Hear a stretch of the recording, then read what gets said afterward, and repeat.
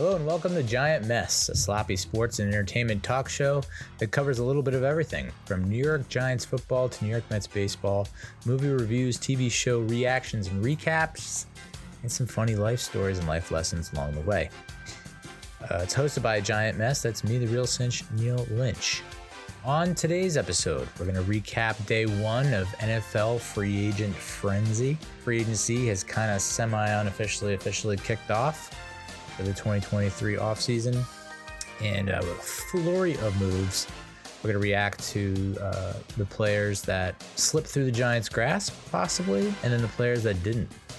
You know, a couple of nice signings, a couple of re-signings.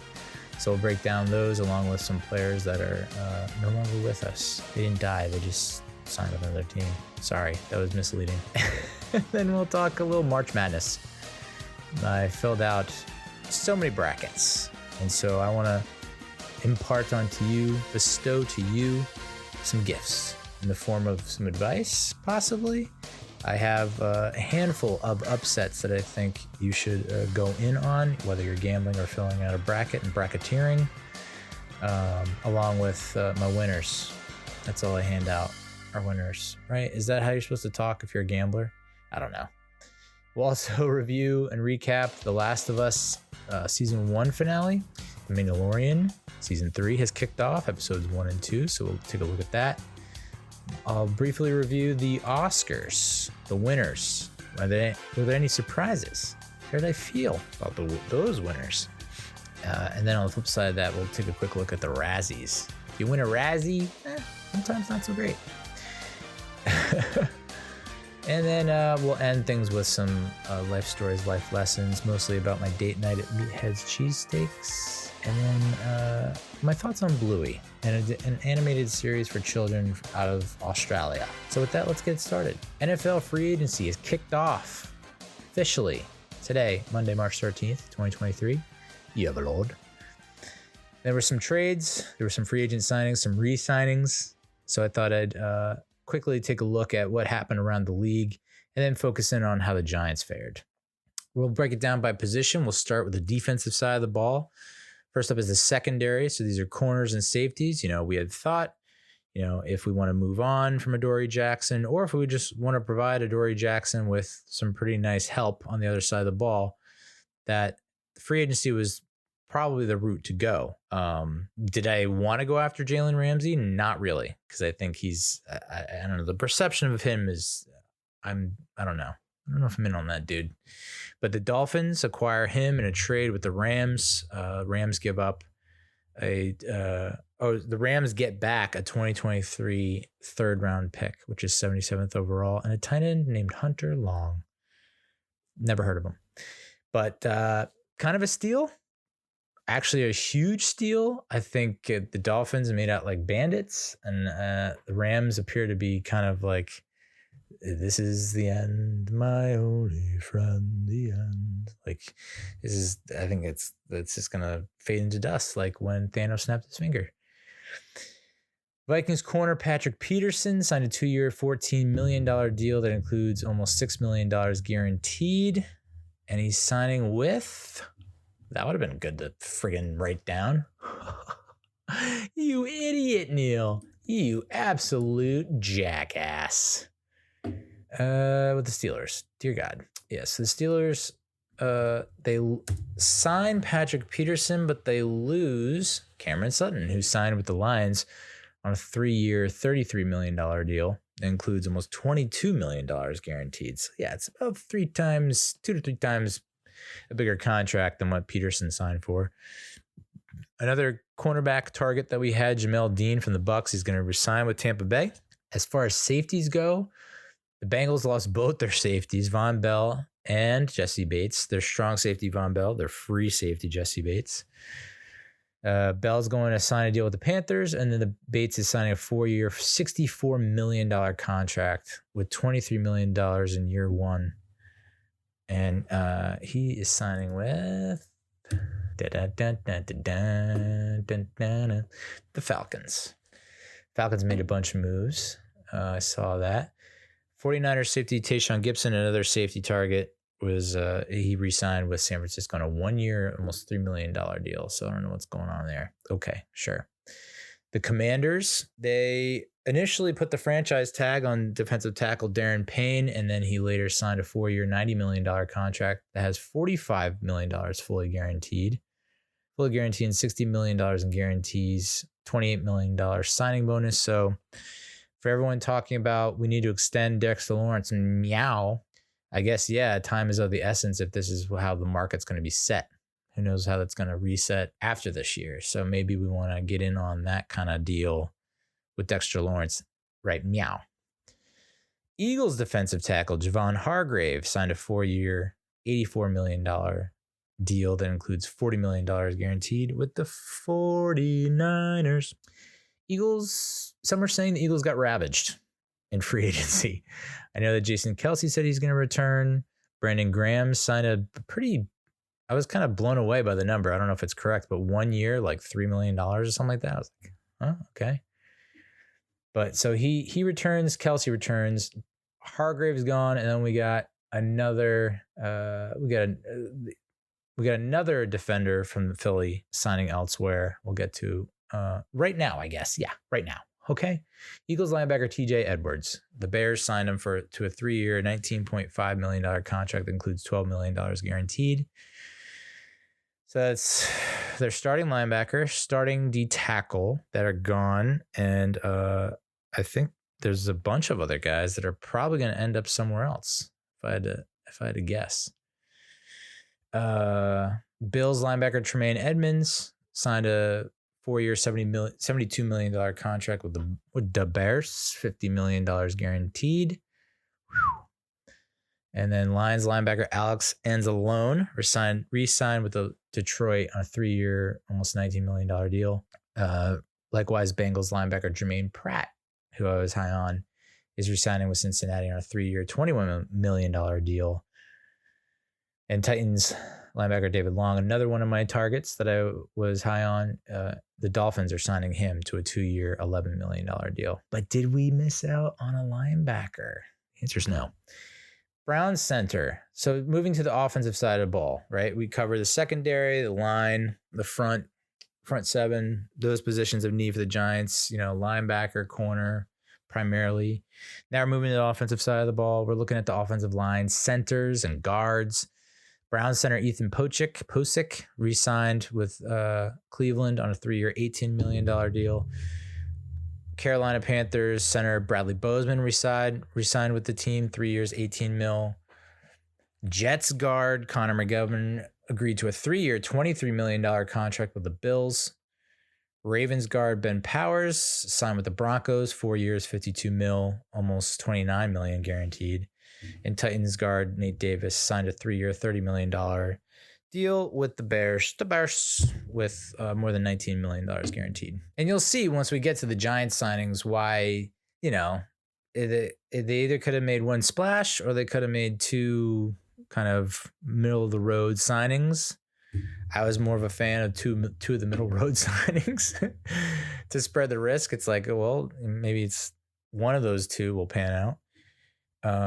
So it's not like a lot of these other positions were unaffordable based on the contract that we did hand out, but you kind of wonder if they could have mixed and matched with two of these, like the bottom of the top 10 at the position. I don't know.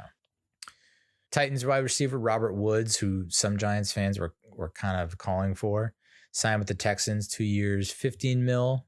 Adam Thielen was released by the Vikings, so there was a question going around the webs about should the Giants pick him up. I'm not too crazy about it, be honest. It's like, if we do, like, is he willing to take X amount of money? Probably not. So yeah, I think we're gonna have to build through the draft there. Although we did sign a free agent at wide receiver. We'll get to it in a little bit. Of course, the big news at wide receiver in the NFL, DJ Moore, Panthers wideout DJ Moore, traded to the Bears for the number 1 pick in the 2023 NFL draft. The Panthers also gave up so they swapped spots in this year's draft, right? So the Bears now have the 9th overall, Panthers are the 1st, and then Panthers also have to give up a second rounder this year, first rounder next year, second rounder in 2025. Woo-wee. God damn, Carolina. It feels like Chicago won that one. It feels like Chicago won that handedly. I don't know what the Panthers think they're getting with the number overall pick that's going to transform their franchise where they don't need all these first and second rounders. I just don't see it happening, but take note, freezing cold takes. So moving on to the tight end position, I don't have a lot of, there were a bunch of signings. I don't know that there were any that were really at the top of my list. I know that people wanted Evan Engram back now that he doesn't drop the ball, apparently, but he got the non-exclusive franchise tag from Jacksonville. And then quarterbacks, we don't need a quarterback, but quarterbacks are always freaking fun to talk about, bro. As a former quarterback, narcissist much? 49ers quarterback Jimmy G. Garoppolo signing with the Raiders on a 3-year, almost $73 million deal. It includes almost $25 million in year one. Not surprising because that's where Josh McDaniels is.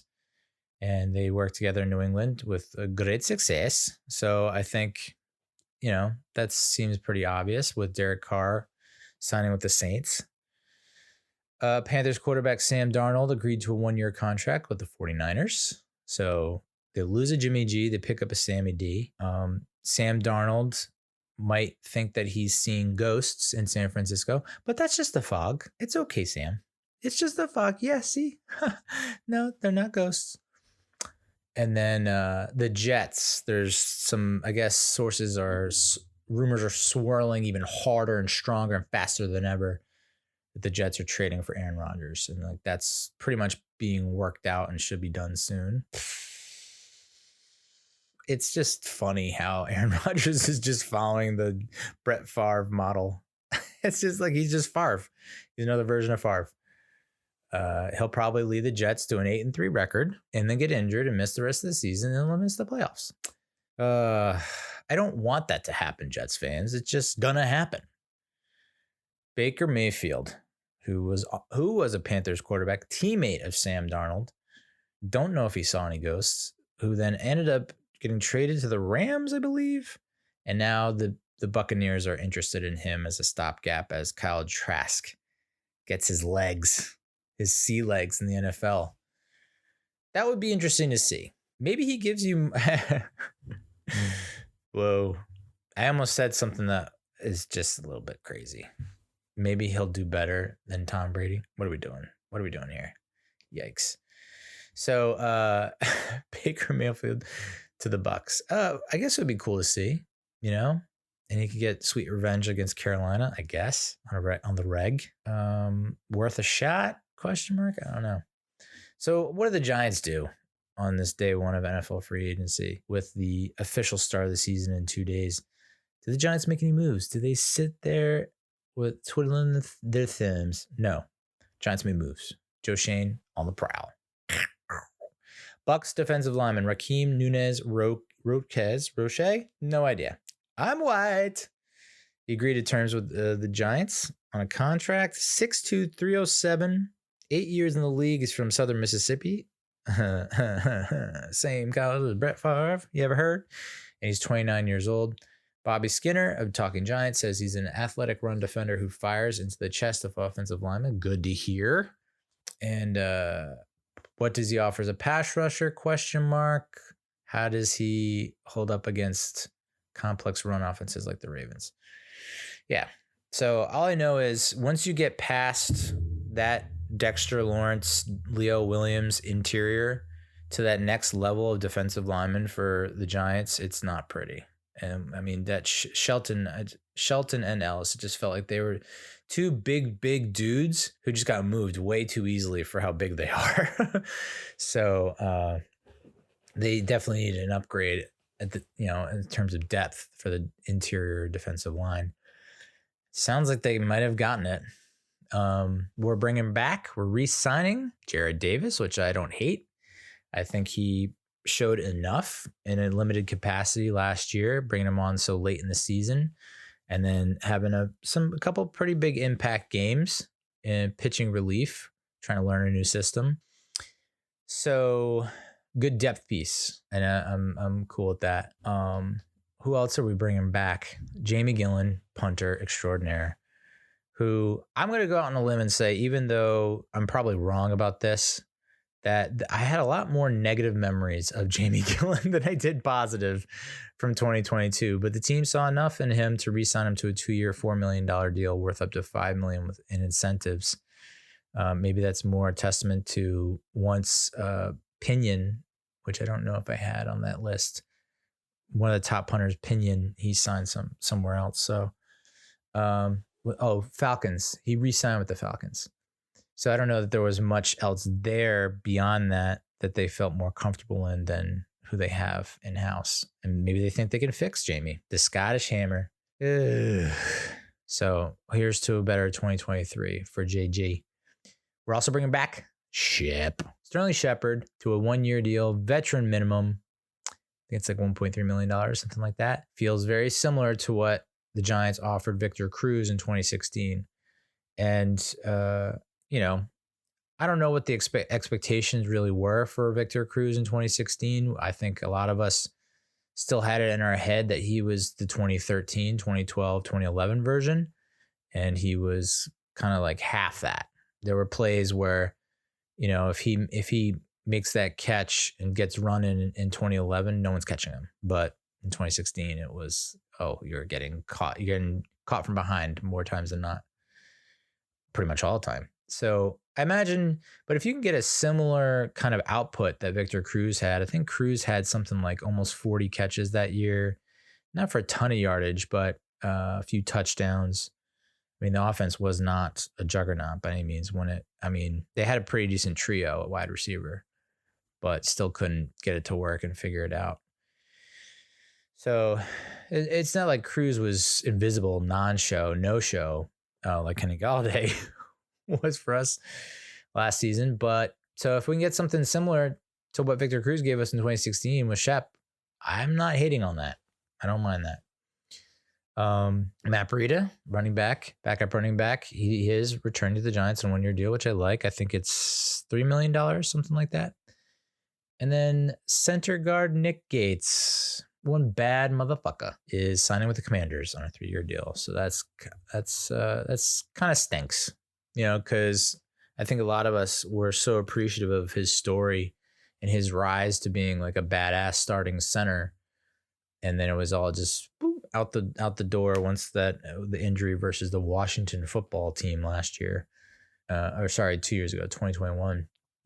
And I don't think he was really the same. And maybe the team felt the same way. Like, it's just not, we feel like we can do better there. Godspeed. But Neal, you're like, what are you doing?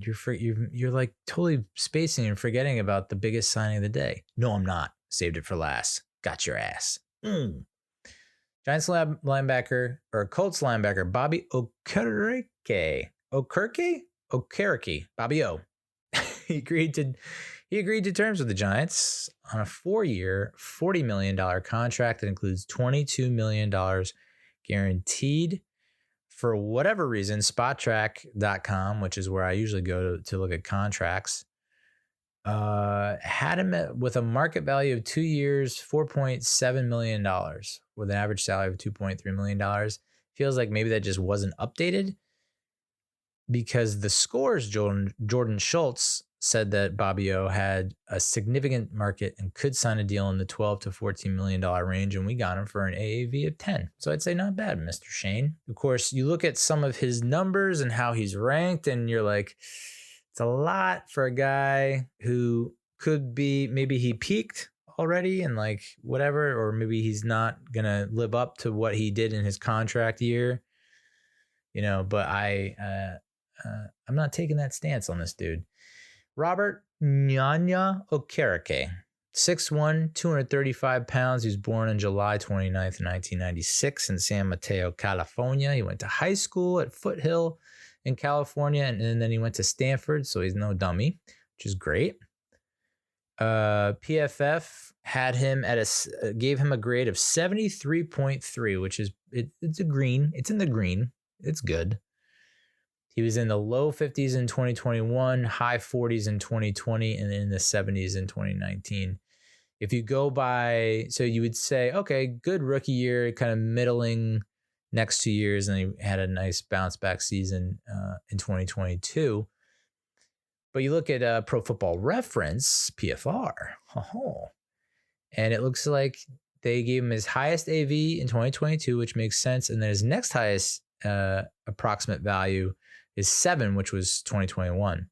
So he started half the games his rookie season, half the games his sophomore season, and then started all 17 games in 2021, had 132 combined tackles, 3 tackles for losses, 2 QB hits, 4 passes defended, and 2 interceptions. And then last season, he started 16 of 17 games, had 5 passes defended, 2 forced fumbles, 2 fumble recoveries, and 151 combined tackles. Almost had 100 solo tackles. And 6 of those were tackles for loss. I think everyone pretty much loves this signing. I mean, the only thing that people keep mentioning is like, this is the dude who gave a cheap shot to Daniel Jones when he was trying to slide against the Colts at home in what was eventually our playoff clinching win. But I think people are now they're spin zoning it into, well, he knows he's angry and sad that his team is so out of it, and then all the other players are quitting, and he wants to show that he doesn't have any quit, or he just wants to show how pissed off he is and frustrated that he's in the situation he's in. Either way, he's playing hard.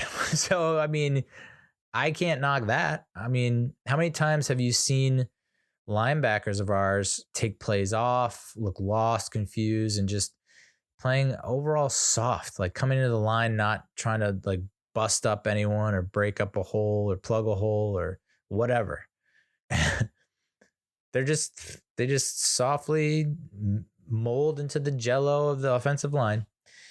So yeah, I'm pretty excited about this. His 112 solo tackles in 2022 were ranked 9th in the league. 36 assists were tied for 12th.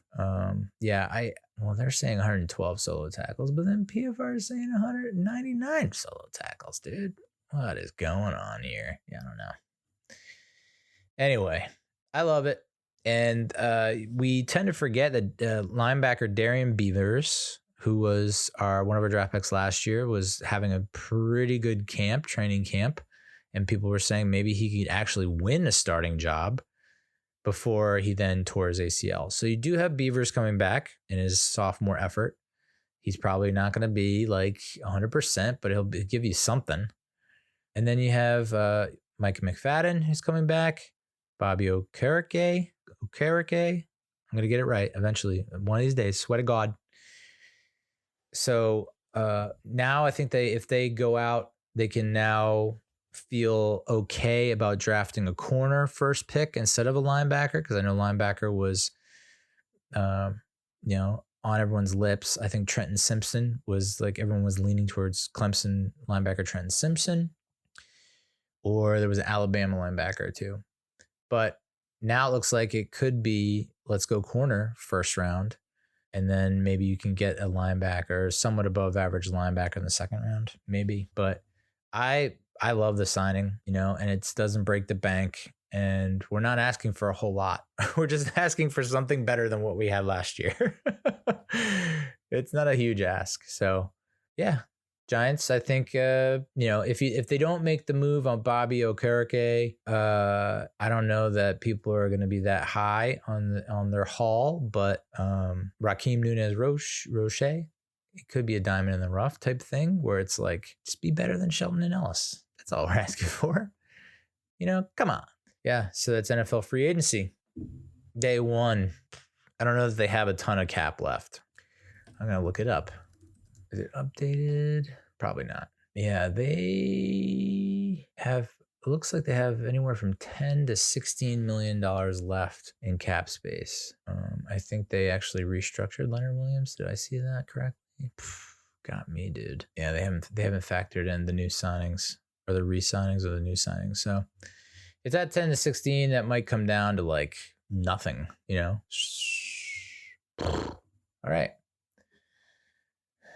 We can briefly talk about the Mets. I mean, more injuries. What else is new?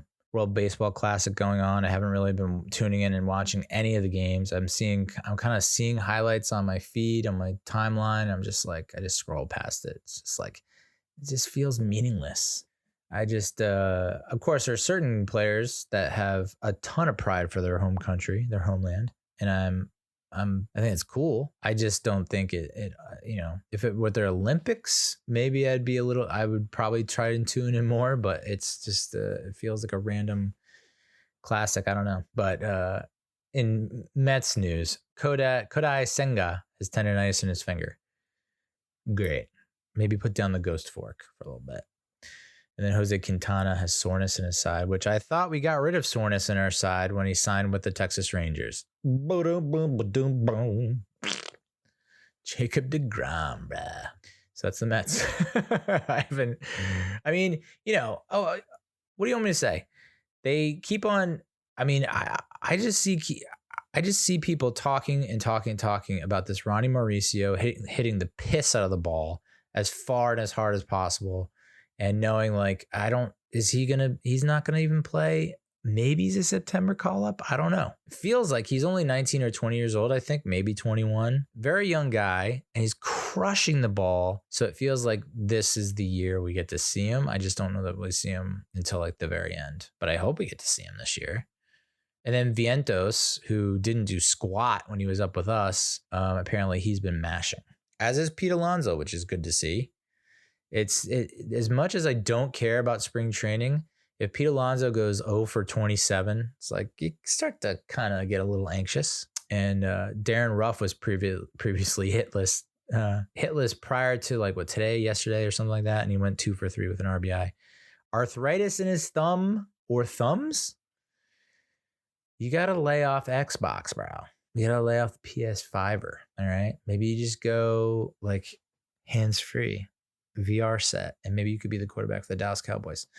So that's all I know or been following with the Mets. Although I will say, Brandon Nimmo had a soundbite where it's like, why didn't you play in the World Baseball Classic? Which he's already answered, but he was like, my time, energy, focus is all on the Mets. So refreshing to see and hear. And I'm sure that other players have said something like that to some degree or variant of that, but I don't think they've worded it like that. Like I'm like all of my time, energy, and focus is on the Mets. It's like, whoa, okay, Brandon Nimmo, time. Okay, all right, dude. So that's the Mets. March Madness kicks off on Thursday, I believe, and I didn't watch a freaking lick of college basketball this winter. And it's not on purpose or by design or anything. I know most weekends, half the weekends, 50% custody, I have my daughter, and my daughter is not really keen on watching any kind of sports. I'm trying to get her involved, interested. She's just not. So that means that half the weekends, TV is not mine, right? I have to give in to what she wants to watch. And then the other 50% of the weekends, I don't know what's going on. I usually don't warm up to college basketball. It's gotten later and later, but like March Madness is when I usually turn into basketball. So having not watched a freaking lick, what I usually do is there's a website called Sports Reference. They do all kinds of statistics, and I love checking it out. It's where I get all my information, statistical information pretty much. So I don't know about the Ken Palm or any of that jazz, but I do know is that Sports Reference has something called the Simple Rating System, SRS, and it takes into account average point differential and strength of schedule. And with their college basketball SRS specifically, there's no home field advantage and there's no adjusted margin of victory, and games against non-major opponents are not counted on our calculations. Okay. With that in mind, the average team, would have an SRS of 0, right? So if you're above that, hey, congratulations, you're above average. In terms of their SRS, the schools that are in the top 25, most of these, all of these are in the tournament, but it's good to have the top 25 there because it kind of narrows down when it comes to the nitty gritty, when it comes to those tough matchups. So I thought I would go over that. In the South region, So basically, I'm gonna give you what I consider you could call upsets, quote unquote upsets, right? So anytime a lower seeded team beats a higher seeded team, at least there's some kind of difference, substantial difference, or maybe it's a toss up. So maybe it's upsets and toss ups, like the 50-50 prediction model. We'll go over those kind of games, and then we'll look at the games where the significant underdog, I think, probably going to beat the favorite. In the South region, the round of 64, I think I have number 10 Utah State beating number 7 Mizzou. Number 13 Furman beating number 4 Virginia. I picked Utah State, number 10 Utah State over number 7 Missouri. They only 36% of user picks on Yahoo went with Utah State here. They're not ranked by the AP or in the AP. They're ranked second in their conference with a 13-5 conference record and 26-8 overall record. They're 0-2 in the top versus top 25, and they average around 79 points per game. Now, Missouri is not like nothing to sneeze at. They're ranked 23 in the Associated Press, number 4 in their conference, 11-7 conference record, 24-9 overall record, and 6-4 versus the top 25. Now, if you look at the odds, and this is from BetMGM, Missouri is a -105 money line with a +1.5 spread. And then Utah State is the bigger favorite. So kind of weird to see a 10 be favored over a 7, especially when just looking at those numbers we went over, it seems like Missouri's got the edge. But Utah State is -115 money line and is favored by 1.5 points. So I took Utah State. So I guess it's not really an upset, but it looks like most people are betting with Utah State, as am I. I think you should go Utah State. Number 13, Furman beating Virginia. This one, I based this only 11, little less than 12% of Yahoo users picked Furman to beat Virginia, but they were ranked first in their conference with a 15-3 record, and they average about 82 points per game. If you look at the betting odds, Virginia is a -225 money line and are favored by 5.5 points. Furman's +185. So I look at that money line and I say to myself, tantalizing. I don't know that I really feel that strongly about Virginia. They're ranked 14th in the AP and 25-7 overall record, 3-3 versus the top 25. So we'll see. I think it's a good bet. And then this last one from the round of 64 is number 8 Maryland beating number 9 West Virginia. Then round of 32 of number 6 Creighton beating number 3 Baylor, kind of a bit of an upset. And then I think it's chalk, as they say, but number 1 seeded Alabama, it's really their region to win. But I do think number 2 Arizona will make it very, very difficult for them. In the Midwest region, round of 64, I have Drake upsetting Miami. So Drake's the 12, Miami's the 5. I picked this next one because I just heard it recently. I think it was from Mark Titus on part of my take. But number 10 Penn State beating number 7 Texas A&M. People thought that, I guess, A&M got hosed with the seeding, and so now they got to face a pretty tough Penn State team. So I think Penn State takes advantage of that. In round of 32, I have Iowa State beating Xavier, then a 6 Iowa State beating 3 Xavier. And Houston's the 1 seed, but I do have number 2 seed Texas beating them in a handful of scenarios. More times than not, I think I decided to edge a little bit, hedge and then edge and hedge, as they say in the finance FAP factory. Oh boy. So Texas, I have a feeling, could make a deep run. In the East region, round of 64, I have number 9 Florida Atlantic University beating number 8 Memphis. And then I have number 11 Providence beating number 6 Kentucky. Number 10 USC beating number 7 Michigan State. What East region? Boom, boom, boom, boom, boom.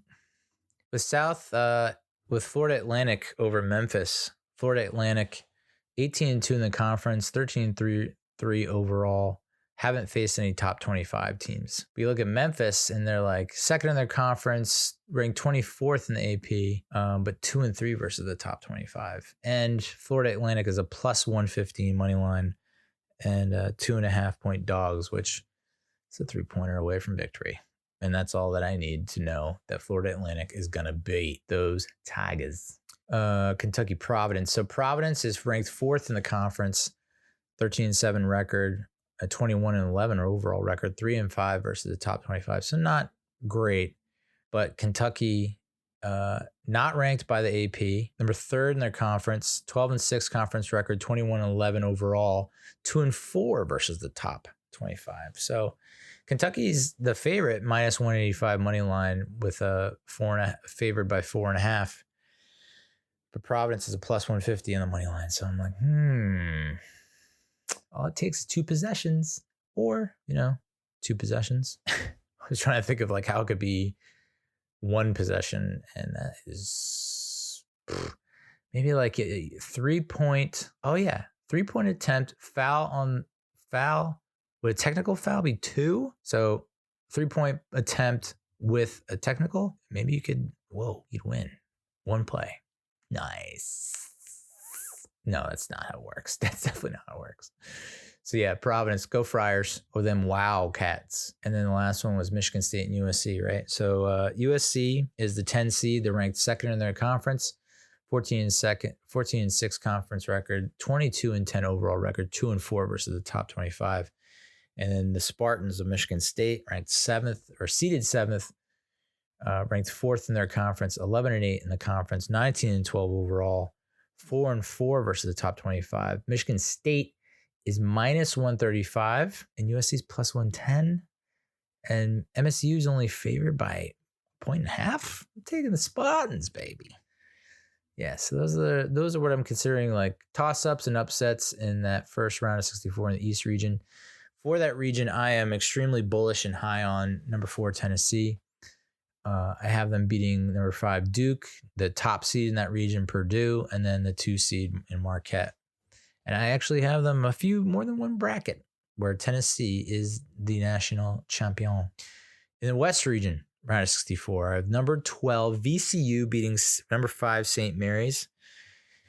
Let's take a look at why, for the love of God. And here was another case of where I looked at the betting odds. I looked at the money line. St. Mary's minus 175, VCU plus 145.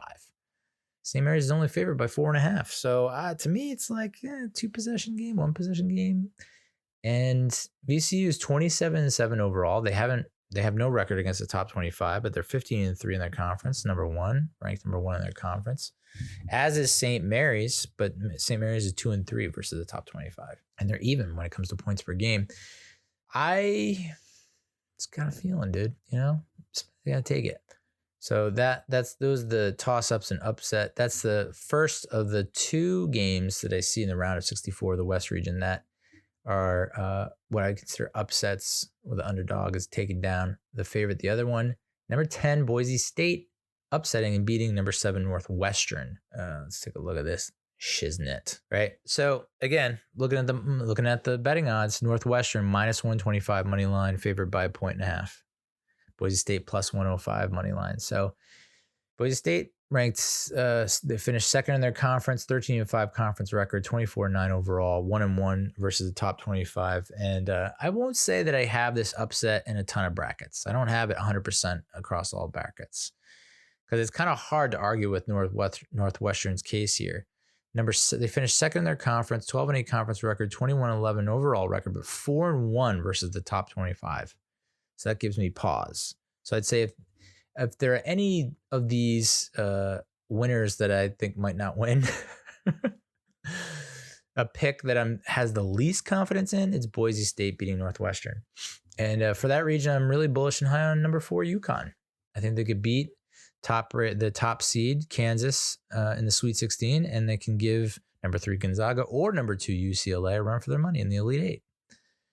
I do have UConn beating Tennessee to win the national championship in one of my 7 brackets. Dear God, I have a problem. All right, so let's talk TV. The Last of Us. I made hints in previous episodes of this here pod to episode 7 of Last of Us. I didn't really get to talk much about episode 8, but the regular season finale, no overtime, no postseason for the show. The season 1 finale, aired on Sunday night. And was it gut-wrenching? Yes. Did it tug at my heartstrings? Yes. And I was not necessarily, I don't know what I was expecting because I never played the video game.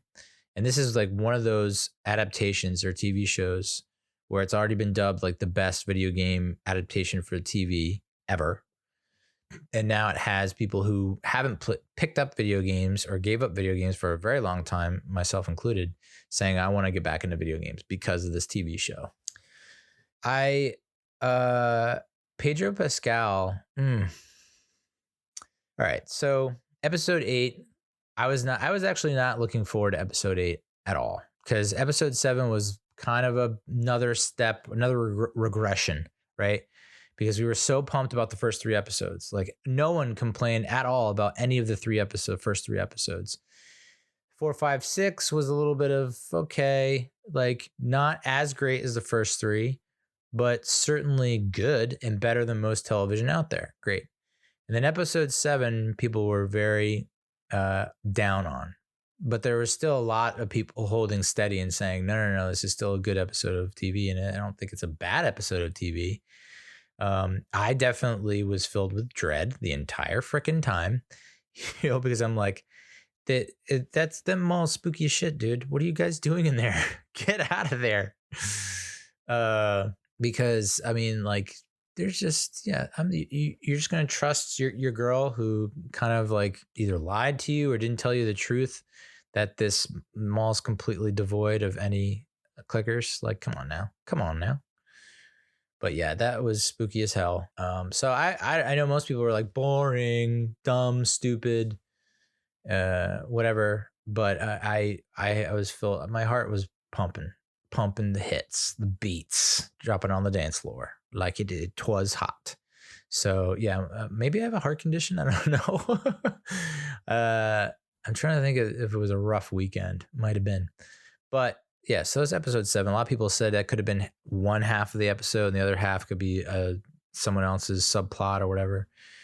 But I do remember after episode 7 ended, I typically stick around past the credits to watch, like, here's what's coming on next week's episode. And then like little maybe critical analysis from like the showrunners, the writers, the cast, talent. So they showed the preview for episode 8, and I was like, more motherfucking bad humans. Like, this is what the show is? Give me them clickers, dude. That's why the clickers put the asses in the seats. But episode 8 was great. It turned out that it was like, could be one of the best of the season, which, I mean, I don't even know how you would go about ranking that at this point. I mean, I can't even do it off the top of my head. I feel like there's 3 or 4 that are tied for first place in a 9-episode series. But episode 8, felt familiar in parts, but ultimately, once you make the realization, like I did not put together the whole cannibalism thing until I saw the ear underneath the table. Like I just didn't even cross my mind. It was like they were cannibals. A lot of people were joking, like, you're already eating your own when like a 14-year-old just like hunted down and tracked and killed a deer in like less than an hour. Like maybe we went to cannibalism a little too early in retrospect. But Ellie's scene at the end where she rages and is just and like has already murdered the guy, and like you can already we've already heard his like death gurgle. And now it's just a squishing of the cleaver mashing his face. It's just like, oh my God. In a burning log cabin type thing. Full on psycho mode, which is completely understandable. But yeah, episode 8 turned out to be friggin' great. Where it's like, all right, I think I'm sufficiently back on the Last of Us train for episode 9. Episode 8, I guess the way it ended, she's, exits the burning inferno of their, I guess, home base headquarters. looking traumatized as hell, like in a trance, like covered in blood, like his blood, the pedophilic preacher that she murdered. And then, Joel comes up from behind, kind of a bad move, in my opinion, and surprises her, but hugs her and says it's okay, baby girl, which is what he called his daughter. So it's like, all right, beautiful moment, like probably a top, I know 2023, we're not even 3 months in, but a top scene of the year so far, I think. And a top scene of the series. Sets us up nice for episode 9, where she's still kind of in that traumatized trance-like state where she's just not paying attention. She's probably got her mind thinking about murdering that dude, the blood, the cannibalism, like all that stuff is just running through her head ad nauseum. And so she's really out of it. And Joel is trying to get to no avail. He's trying to get her mind off of it by saying, like, read from your book of puns, or, have you ever played Boggle? It's a board game. We should play that. And, all this other stuff, trying to talk about his daughter and whether his daughter would like her, and whether she would like his daughter if she were still alive. Trying to get her mind off of a lot of that stuff that she went through the previous episode, and putting the focus more on like their relationship and him trying to take the focus off of her and put it onto him. So they end up getting to a skyscraper so they can have a vantage point and see what the hell's going on. And as they're making their move, they see, like, she sees a giraffe, and they decide to take a moment to fully soak in the scene with all the giraffes and whatnot. And I don't know why I had this thought, but I was like, why don't we eat giraffes? I'm not saying I want to eat giraffes. They're a horse. And I would say horses are never a delicacy. And if they are, like, we look down upon, we frown on that for some reason. Like cows, chickens, turkeys, pigs, like just murder them all. Just mass genocide. But with horses, we're like, nah. I know it's probably like, no.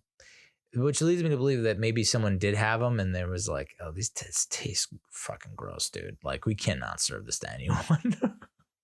This is like one step above cannibalism. So yeah, I don't know why I had that thought, but I was like, why don't we eat giraffes? Or I was like, in places where they are. Then I had that thought where animals that are not native to North America or the United States of America, that are native to other continents elsewhere that we don't typically associate with America, giraffes, lions. I was like, well, in places where they don't really have cows and chickens and pigs and ducks and turkeys and chickens and, stuff like that, do they eat giraffes and lions? I don't know. Stupid thought. But because I don't think they're extinct or they're endangered. So I don't know why you wouldn't be able to have a little nosh. Just leads me to believe it probably doesn't taste so great, if I had to guess. But I would love to be at that first meeting of like, who's deciding what we can and can't eat, and like hear the argument against horses. Again, I don't want to eat a horse. I'm just saying, why don't we eat horses? I'm getting really tired of my chicken and turkey diet. I just want to experiment. Just kidding. So eventually with episode 9, they're looking at the giraffes and they're starting to let down their guard a little bit. Like, they're starting to ease up and they're not being as cautious and they're not looking around. They don't have their head on a swivel. So they don't notice. And this is probably the best actual like visual shot of the series, I thought, was as you see them in the foreground, you see these figures moving, these camo figures moving in the background, and then a flashbang bomb type thing, concussion grenade or whatever, lands by them, and then they get knocked out. And Joel wakes up, he's on a hospital bed, and Marlene's there. Marlene, the cool cat who tasked Joel and Tess with transporting Ellie to the Fireflies, is there. And it's just like, she's like, I can't believe you made it. I was surrounded. I had 5 dudes protecting me and I barely made it out. I don't know how you made it. And that's when Marlene explains to Joel, like, hey, we have a doctor, and he's found that the reason why Ellie's immune is because she has chemical messengers that communicate with the cordyceps, letting her know that she's a cordyceps, and so they don't attack her, which I don't think is true. Maybe I misunderstood it, because I'm pretty sure even though she's been bit again. So it's either like, are your chemical messengers on the fritz or what? But so the implication was that they were going to have to do surgery on her brain, and they never, even though they didn't explicitly mention it, like basically she's going to die. Like she's not going to make it. We need, like, this is going to be him extracting something from her brain that they will then replicate and use to be like the quote unquote cure against the cordyceps. The shroomers, shroomer generation, the fungi's. Yeah. So, and Joel's like, no, dude, I didn't come all this way to watch her die. Like I can't. And I think it's more of, he had a daughter, similar-ish age, and he most likely blames himself. I mean, he sat Ellie down and he was like, listen, the scar on my head is not from when I missed a shot on a guy and the guy shot me. It was, I missed the shot on myself, meaning I would try to commit suicide. And for some reason I flinched at the last second. That's why it's a scar and I'm still here. And so I think he really does blame himself for losing his daughter and having his daughter dying, because he wasn't proactive or didn't take action quicker, or he didn't protect her, he didn't save her. And so he just can't have that happen again with Ellie. So he loses his shit, but he ends up getting escorted out of the building. And as he's getting escorted down the stairwell, he makes some friggin' sick moves and shoots the dude in the balls or the crotch or the groin or something like that. One of the guys shoots the other guy. Someone said, I was watching a live stream in the chat. Someone said it was disassociation, which is such a great word, because I was trying to think of what it is, but he was completely, it's like in Knock at the Cabin, where if you haven't seen Knock at the Cabin, I guess plug your ears for like 5 to 10 seconds. It seemed like in Knock at the Cabin, whenever they had to commit murder one of their own, sacrifice one of their own, because whatever was supposed to happen didn't happen. It's like they all like seem to be overcome, like they're possessed, or they become someone else for that time period. And then it's almost like they come back out of their blackout and they're like, oh my God, what did I do? That kind of thing. That's what it seemed like with Joel once he went on that spree. It was just like, we're same side and everything. He just mowing down people left and right, basically doing what video games do. And I guess John Wick has picked up on too, but like after you shoot someone with a gun and yours is empty, you take their gun. You just use that one until you shoot someone and take their gun. It's like, that's how it works. Until he gets to the operating room after he like, oh my God, I think he was interrogating another couple guys and like asking them the tough questions and then killed them anyway. Oh boy. Finds the OR. The doctor says, I'm not gonna let you take her. Something to that effect. And Joel just immediately pulls the gun on him and shoots him in the head. And I thought he was gonna shoot the nurses too. After they unhooked Ellie, I was like, oh, he's just gonna say, like, do it now, thank you, and then turn your backs, and then he's just gonna execute them. Boom, boom. And maybe he did. Who knows? They just didn't show it. So then he carries Ellie, who just went under. So she's a lifeless body, put under, unconscious, and making his way to the parking lot to steal a car and get the hell out of there and take her to Tommy's little ranch place in Wyoming. And so Marlene catches up with him in the parking lot and is like, you can't do this. And like, he ends up shooting her right in the gut, right in the tum-tum. Oh, Joel just like, don't hold back, dude. Just unhinged and unleashed on everyone. Whoa. Because like up to this point, you feel like most of the fights you've seen with Joel, the killing that he's done, with the exception of these last 2 episodes, they have been in an effort to survive, right? Survivalist. right? He's just trying to get by and protect Ellie. And then the last 2 episodes, you're starting to see like, oh, well, okay. That conversation he had with his brother Tommy about I've killed a lot of people and it's like, but I'm different now. That whole conversation is like, Tommy's like, dude, we killed people. We did some bad things. So now you're starting to actually see it. Like there was references to it.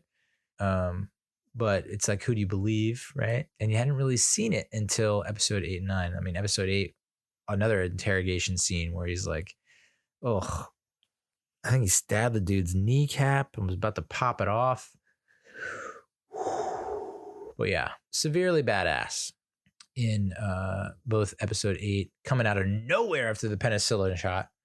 And then episode 9, just like never a doubt, no doubter, just picking everyone off and just extracting Ellie as easy as can be, but being for the most part fairly just expressionless, like we said, disassociated, where it's just like he has completely removed that persona or personality or demeanor out of his system and is just stone cold killer. And he takes care of Marlene. So Marlene, who has watched over Ellie since her birth, literally childbirth, which I that scene was rough too. But also it's like, okay, so the pregnant woman is running through the fields. This is the show's opening, by the way. I don't know why I didn't mention that. But running out of the fields, through the fields, the the infected is not in sight. We don't see the infected at all. And there's like the pretty wide, long shots where it's like she's 50, 100 yards away from nothing. Like there's nothing chasing her. You can hear the screams, but you can't see it. And so she's able to get into this house where or apparently everyone's left or vanished, or a part of me thought, what if they have been, infected now? And now she's in a house full of, clickers. Gets into the house, gets into the bedroom, locks the door, puts a chair against the door, and is super quiet, not making a ton of noise. And yet this friggin' infected flies through the window, scampers directly up the stairs, and is banging down the door, knocks down the door, and attacks Ellie's mom, Anna, I believe it was. And she able to get her knife, stab the infected to death, but then reveals that she's been bitten. She then immediately looks at the umbilical cord and cuts it.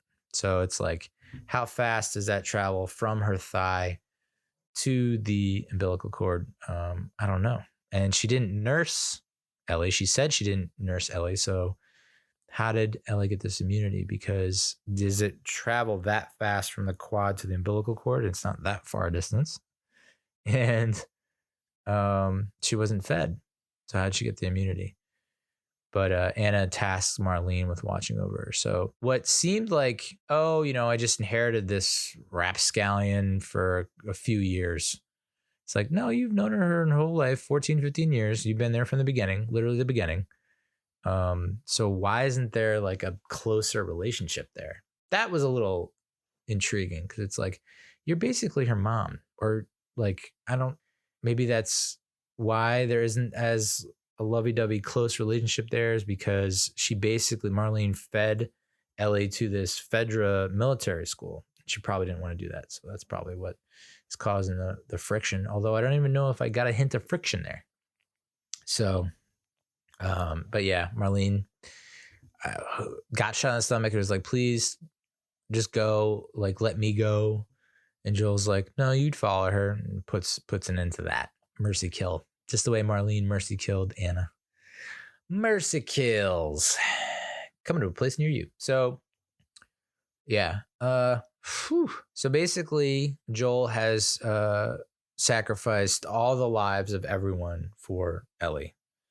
And once Ellie wakes up, she asks like how things went down because she was unconscious. And Joel tells her version of the story. Not exactly true. Not 100% accurate. So she has her suspicions. And then once they decide, after their car breaks down, they're going to hoof it. And so they end up walking to Tommy's ranch. And as they come upon a bluff where they look down on the village, she says, swear that what you said about the fireflies is true. And he says, I swear. And so she looks at him like, I know you're lying, dude, but I guess I have to believe this because I don't know what you're capable of. I thought I knew you, and now it seems everything's different. So where it goes from here, I don't know. I mean, from what everyone has said, like the second Last of Us 2, the second video game in the franchise, wasn't as good as the first, much more divisive. And apparently there are some people that think there's still some really good elements and storylines. And so they might even break the second video game into 2 parts and do 1 part for season 2 and another part for season 3. But feels like they might deviate because they were pretty faithful for the most part for season 1 to the video game. It seems like maybe season 2 they deviate a little bit more. But yeah, you're left after this finale thinking, okay, Joel, maybe not so great. Like, admirable that he's trying to save that. I mean, his relationship with Tommy isn't the best, and he lost his kind of fill-in lover, stopgap lover, I guess you'd say, and Tess. They're more like business partners than they were lovers, it felt like, maybe. And he's just lost a lot of people in his life, and he didn't want to lose another person. But yet again, you're like, I mean, you could have put an end to everything if you just let it happen. I would not want to be in that situation. No matter, even if the person who's gone under and is unconscious is like, no, in this scenario, I would want this to happen. I'd be like, I don't know if I can do that. Whew. But yeah, Joel, dude, he's a badass, but also might be like, super bad, and not like Jonah Hill, McLovin, super bad. I'm talking about like, what else? Like, where do you draw the line, my dude? Is it like loved ones and then everyone else, y'all can die? So I don't know. We'll probably won't get a season 2 until like friggin' 2025, which I guess is fine. But all in all, one of the best shows of 2023. It's going to end up being in the top 10, and I would put it top 5. I mean, when was the last? I mean, I guess Game of Thrones would be the last TV show where it was like every episode was just a banger.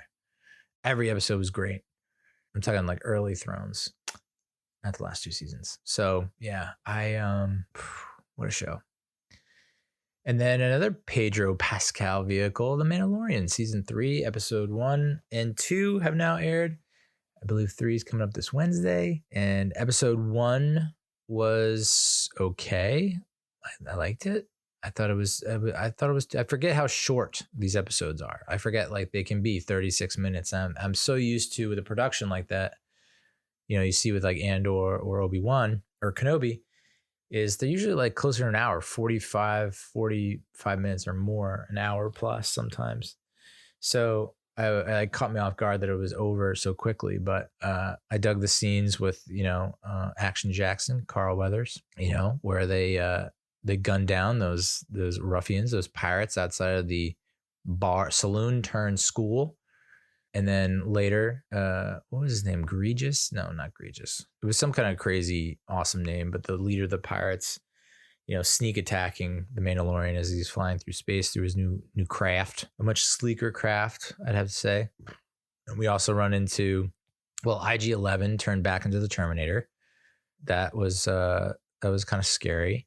And you kind of wonder from Mando's point, Din Djarin, like, dude, he's very, I mean, let's state the obvious. He's set in his ways. This is the way. So it makes sense that he's not going to have much flexible thinking. I don't know if it's very rigid thinking. I don't know if he has a growth mindset. I think it's a fixed mindset when it comes to his life, because it's like IG-11, there are plenty of droids that are probably better than him or can do what he does and better or more or similar to.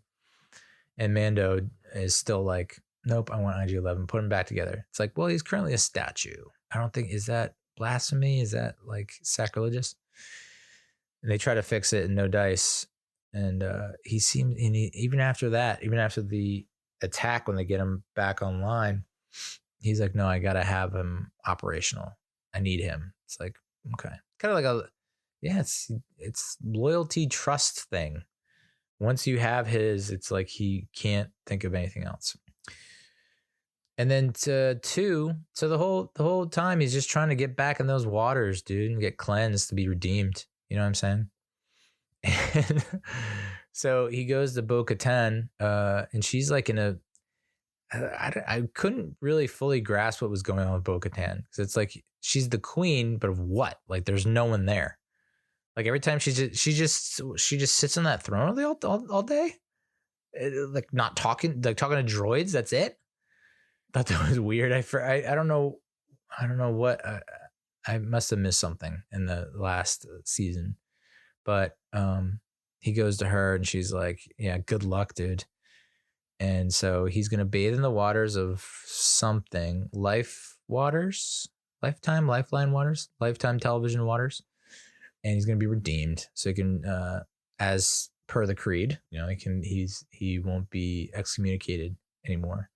And so he ends up going to Mandalore. He has a droid that he picks up from, what's her name? Amy Sedaris' character. And it's a kind of I guess it's the same droid that was at the beginning of episode 4, New Hope, before Luke gets R2-D2. He gets this like R5 or whatever.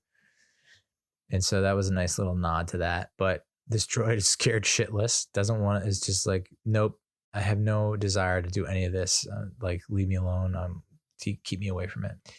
But they end up going to Mandalore, and he and the droid, they go down to the depths of the caverns, get attacked by some crazy looking monsters that sort of look like what's his name from Street Fighter.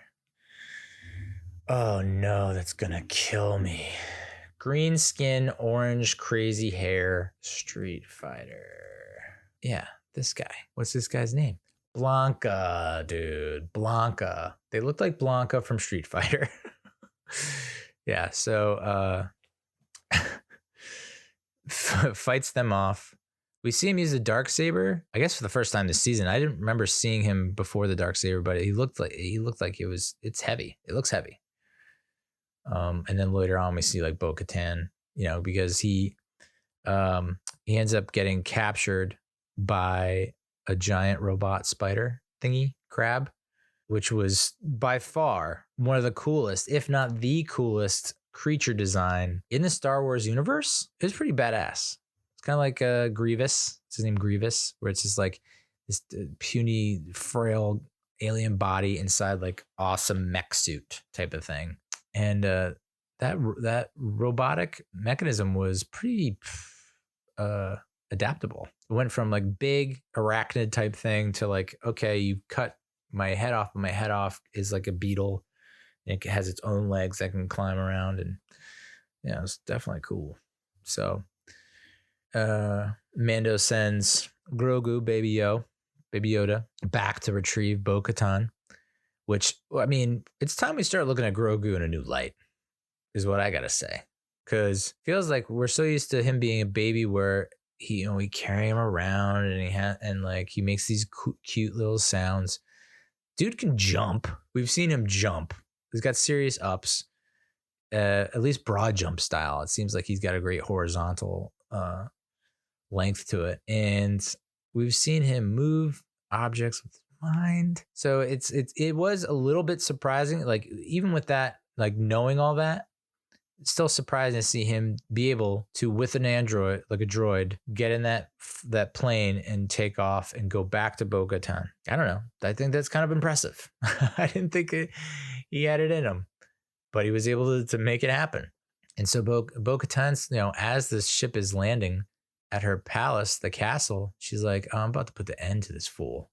Like, whoa, you're about to kill this dude because he visited you twice when no one else will? Come on, you gotta appreciate what you have. So, but then, obviously Din Djarin's not in the cockpit. It's just Grogu and the android. And so she's like, oh, this is gonna be serious. And so then we get to see Bo-Katan be a serious badass, where she doesn't struggle with the Darksaber like Mando did, but she carves through those Blanca looking motherfuckers. Carves Christmas turkey, dude. Christmas ham, Thanksgiving turkey, or vice versa. You don't have to live by what society's rules, man. So, Bo-Katan comes in, Splish splash, we're taking a blood bath. She takes down the alien in the big mecha robot suit and frees Mando, who's looking very depleted as he had a lot of fluids extracted, like a virgin on honeymoon. You know what I'm saying? Yeah. And they skedaddle and they make it out of there. So it's he got to go bathe in the water, right? So after he's freed from that really didn't look too comfortable cage, they go to the waters and he's able to dip his piggies into the water, takes a few steps, and then it looks like he falls, but more likely yanked under the water. And Bo-Katan immediately is all over that chick. She's a badass. And dives in after him. And spoiler alert, like fun fact, breaking news. Their jetpacks work underwater. How cool is that? OMG, bro.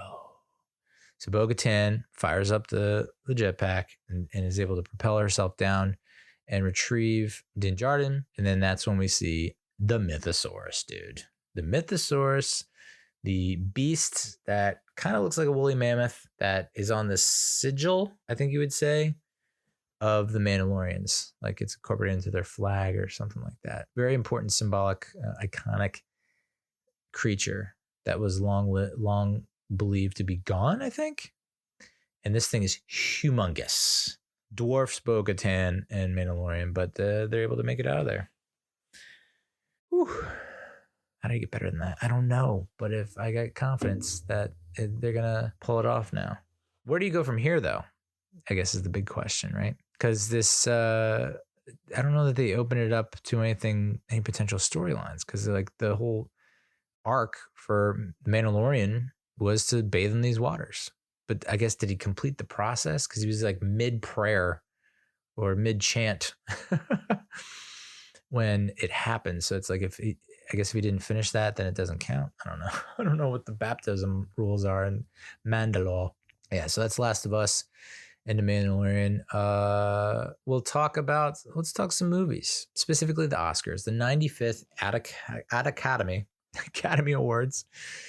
Everything, Everywhere, All at Once, crushed. Nominated for 11 Oscars, took home 7 awards, including Best Picture, Best Actress, Best Supporting Actress, which was nuts, Best Supporting Actor, and Best Director. So Michelle Yeoh won Best Actress. She was the first Asian American to be awarded Best Actress. Whew. And she was like, oh, just in case you were wondering, this is history. In her speech, she was like, by the way, history.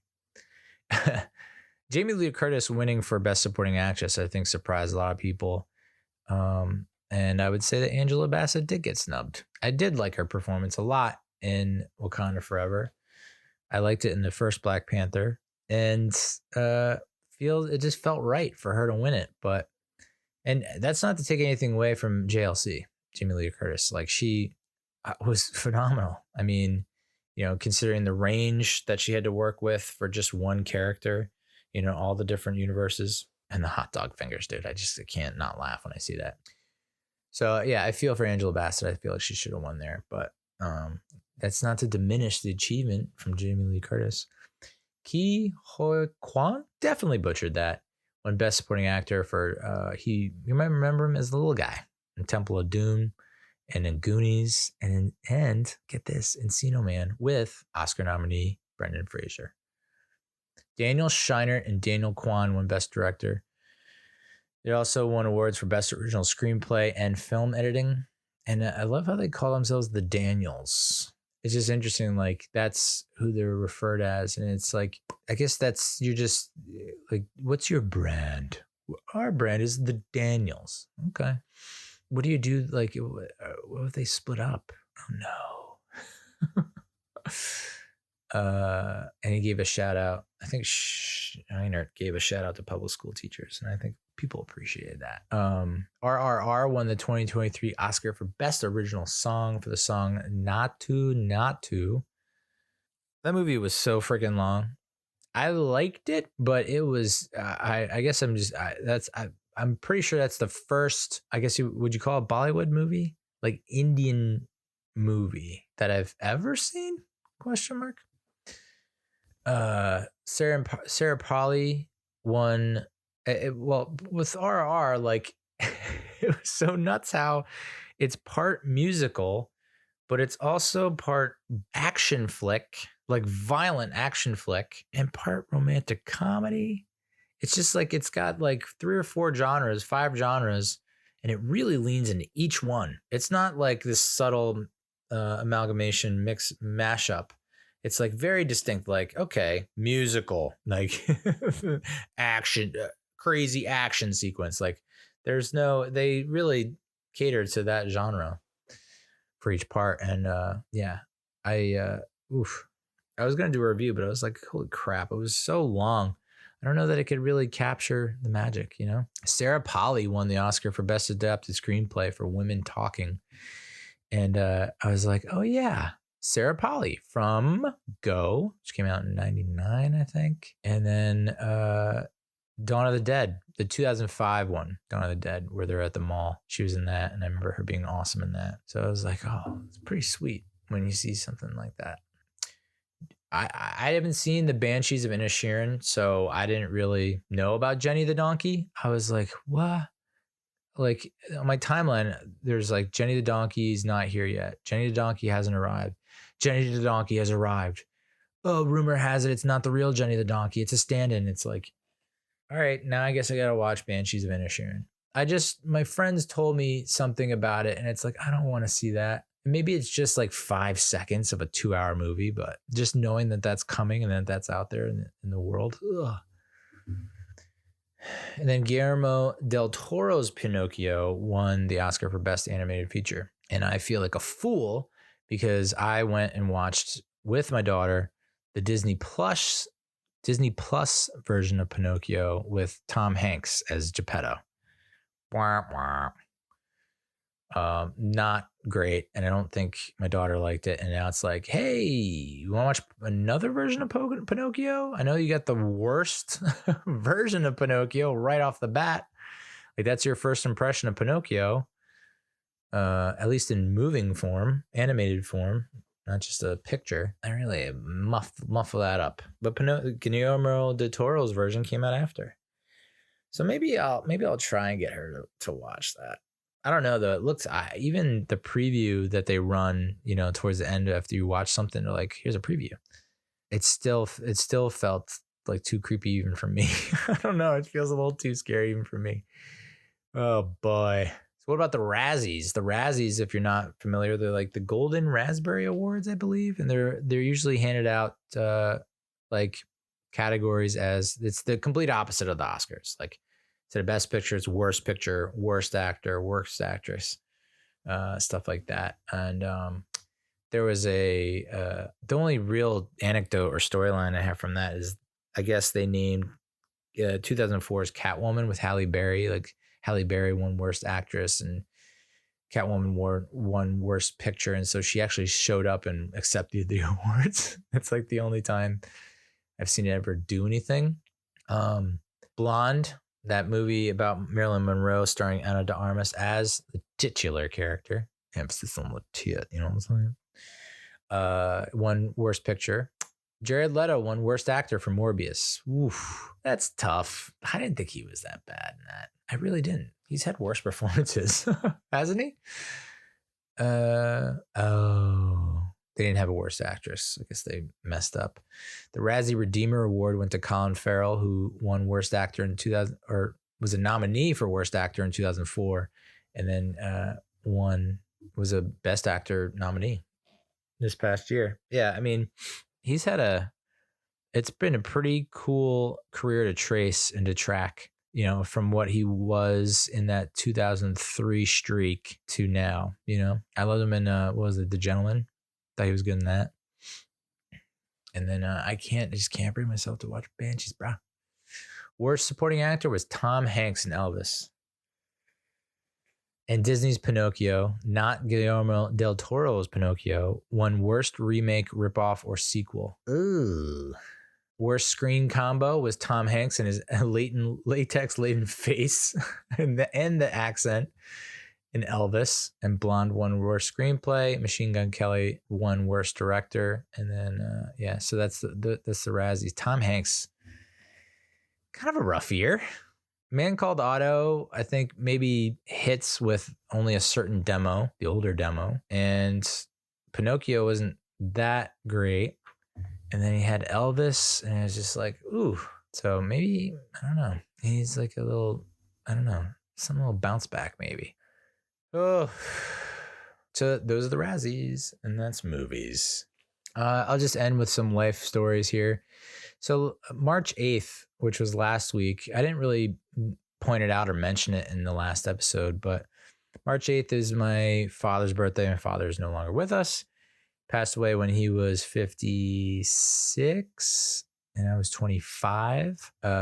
He would have been 73. He would have been 73 this year, which I can't picture it. I don't know. I just can't picture it, what he would be like. And I don't know. It's like, are you still going to do this, like the weird stuff you were doing in your like early 50s, late 40s? Are you still going to be doing that kind of stuff at 73? Like, I just very curious to see what he would be like. Like, would he be loving South Carolina down there, by my sister? Would we, I don't know, almost 20 years. Holy shit. Whoa. So I've still been insistent about asking my daughter questions. She's 4, and it's hard. There are a lot of stories where it's like, I don't know what to file that under, true or false. You know what I'm saying? It's like, seems like a 50-50 toss up here, where I don't know if she's telling the truth or not. So it's become clear, though, that she does not like staying with me. She likes staying with her mother. And it's really getting under my skin. And I was like, does this broad really just despise me and hate me that much that she doesn't want to stay here? She also has been saying that she doesn't want to go to Trader Joe's, which is right down the street. I mean, right down the street. You can throw a rock and hit it from where we live. And she kept saying, I don't want to go to this store. I want to go to another store. And I kept saying, why? It's closer to home. It's like, it's right here. It's so nice and convenient. Why? And she would just kept saying, I don't know. Well, finally, I got her to confess. Some light waterboarding. Pulled out only just a handful of nails. So I finally said, why don't you like going to Trader Joe's? She said, because it's close to your home. What? You don't want to go to Trader Joe's because it's too close to my home. You want to go to the grocery store that's far away. Okay. But you also get bored in the car. You want to be bored. It's just like, I don't know how to, we had our date night on Friday night, like we normally do on Friday night when the mood is right, and have some fun, show you how it's done. And she said, I don't want to go to a restaurant that's close to home, and I don't want to go to a restaurant that's close to school. It's like, who are you avoiding? Do you owe someone money? Why are we avoiding where we live and learn? Like, what? So she said she doesn't want to go to a restaurant that's close to home. I said, all right, fine, I'll pick one. It's far away. It's going to be a longer car ride. And then, we're in the car driving, and it's longer than she expects. And she goes, why are we driving so far away? This is like a long car ride. I'm bored. I'm just like, oh my God. Do you know what you want? What you really, really want? Just tell me what you want. Spice Girls. So we went to Meatheadz Cheesesteaks. It's in Lawrenceville. And it's at this abandoned mall that looks like the Twin Pines Mall from Back to the Future. No one's in the parking lot. Like, there are hardly any cars in the parking lot. It just looks abandoned. And I, of course, order her. They don't have a kid's cheeseburger on the kids menu. They have like chicken nuggets, chicken tenders, hot dog. I was just like, you don't have a mini cheeseburger? And then why does...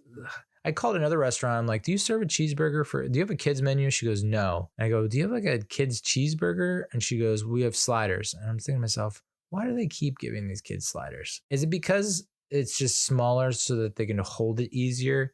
It doesn't take that much effort to just cut a burger in half. But of course, I get her, I'm like, can I have the kids cheeseburger? And he's like, yeah, we have a kids cheeseburger, sort of. And so the order comes up and I get it and I put it down in front of her and she's like, "What is this?" I was just like, "It's a cheeseburger and French fries." She goes, It's too big." Like, all right, sliders make sense now. Yep. So of course she didn't eat it and I had to save it. And I think I ended up eating it at some point. But I like the place, but it's like, I can't go back there with her now. Like I can't keep buying this food that she doesn't eat. The cheesesteak I got was great. It was called the Nico. And it had like chimichurri sauce, mushroom, onion, peppers, pepper jack cheese, I believe. And so freaking good. And then she just wouldn't eat her cheeseburger. I was just like, and that cheeseburger looks good. Like the bread they use is great. Like I've never been a huge bread guy and I'm willing to sacrifice bread in a lot of cases just to live healthier. But the bread they use, it's like, I now that I've had that bread, it's like I want that bread all the time. I can't go without it. The meat was good cuts, tender, soft, hot, warm. Yeah, it was a great time. And they have this kind of chair that looks like a throne, and it's strictly for Instagram. They have hashtag Meatheadz something cheesesteaks on over it. And so she's like, "Where's the king? Is the king coming?" Because it looks like a throne. I was like, I think he might be at that burger joint. But I'm just trying to find, like, I know she'll eat a Wendy's cheeseburger and fries, no problem. Any other cheeseburger or fries, and it's just a roll of the dice. And more times than not, 90% of the time, she's not gonna. She won't even touch it. Oof. Yeah. So the other highlight of our time together was Bluey. We started watching more and more Bluey, and I have to admit it's good, but it also makes me feel like a shitty parent. Like the mom dog, like Bandit and Chili.